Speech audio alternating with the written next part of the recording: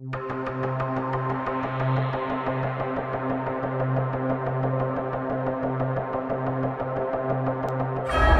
trudge down the lonely stretch of highway, the hum of your tires on asphalt mixing with the quiet whisper of the wind through the trees. It's late, maybe too late, and you're beginning to question why you didn't just stay at work a little longer. Maybe finish one more cup of coffee. But then you glance up, and your heartbeat skips. A light, or several lights, dart across the sky with a speed that makes your brain question reality itself. You squint, trying to track the trajectory, and suddenly it's gone, vanished into the black night, as if the universe itself had swallowed it. That gut punch of disbelief, the one that leaves you staring at an empty sky, is exactly what pilot Kenneth Arnold felt on June 24, 1947. Flying near Mount Rainier in Washington state, Arnold reported seeing 9 high-speed objects zigzagging like saucers skipping on water. The newspapers, eager for something to sell, misinterpreted his description. Flying saucer, they wrote. And just like that, a cultural phenomenon was born. The term UFO didn't necessarily mean alien spacecraft at the time, just something unidentifiable. But the public imagination leapt instantly to the stars. Why? Because when you stare into the unknown, your brain wants a story, even if the story doesn't exist yet. Arnold's sighting didn't happen in isolation.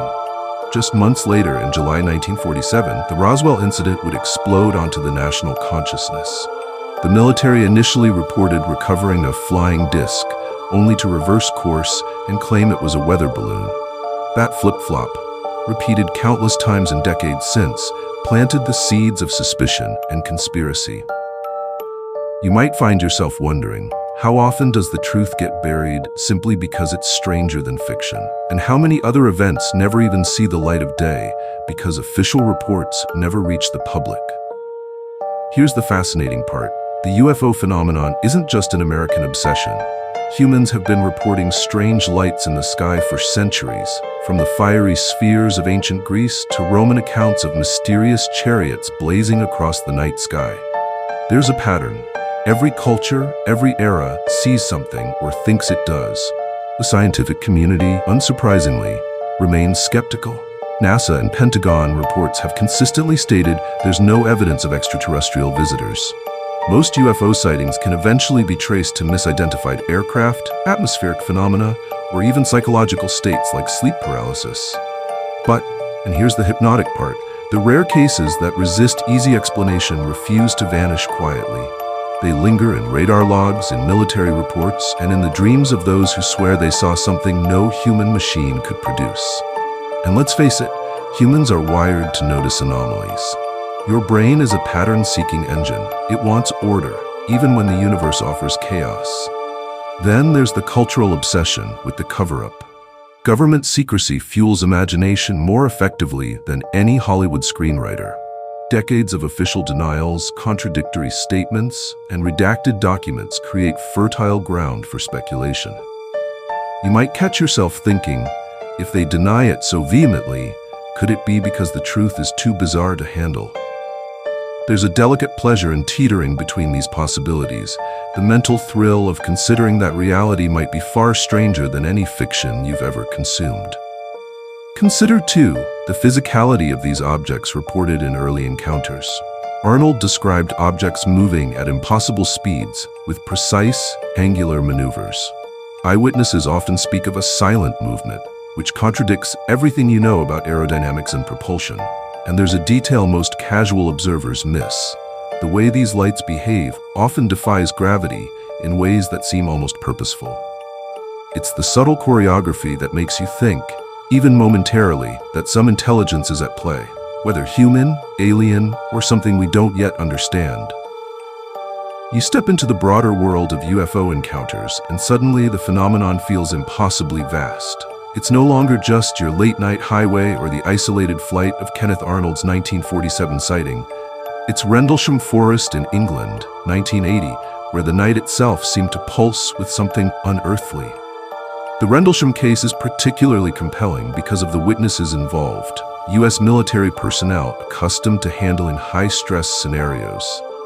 Yet even they report losing consciousness, returning to their senses, disoriented, their memories fragmented. When you hear that part of the story, it's hard not to question what exactly these lights, or the beings controlling them, are capable of. Were these experiences hallucinations induced by stress, or something more tangible, something that the scientific instruments can't yet categorize? Remember that vivid description of a rainbow waterfall of colors cascading across the forest clearing.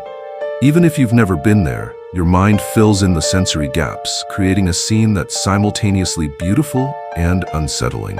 The beauty is in its unexplainability, and perhaps that's why you, like countless others, can't shake it. Then there's the Phoenix Lights. Over Arizona in 1997, picture yourself on a warm spring night under a clear, moonless sky. Comet Hale-Bopp shines brightly above, familiar celestial spectacle. But then, an enormous V-shaped formation of lights drifts across the horizon, silent and deliberate, as if choreographed. Thousands of people see it, from city streets to desert roads, yet official investigations never materialize. You might wonder, why would an event witnessed by so many remain unexamined? Why do we trust instruments more than human testimony, even when instruments sometimes fail?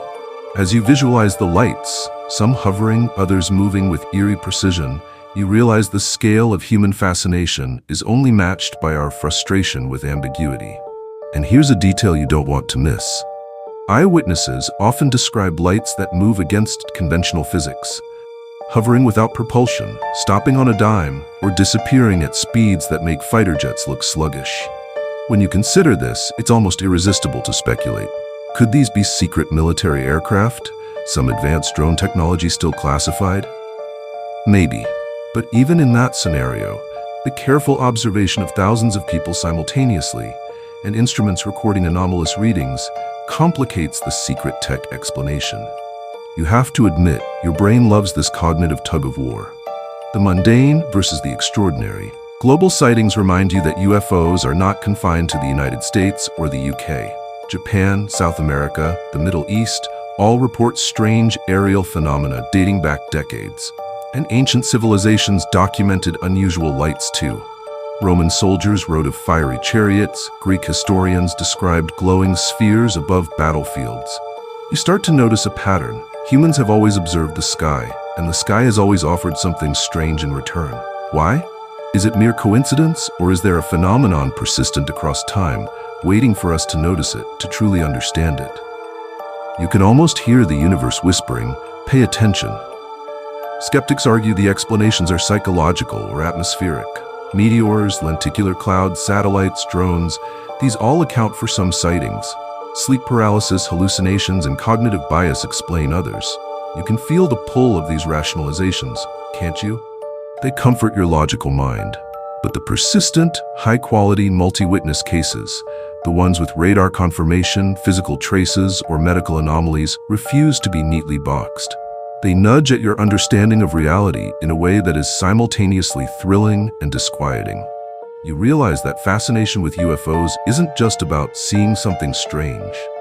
It's about confronting the limits of perception, evidence, and belief itself. And let's not forget the modern dimension: government, transparency, and secrecy.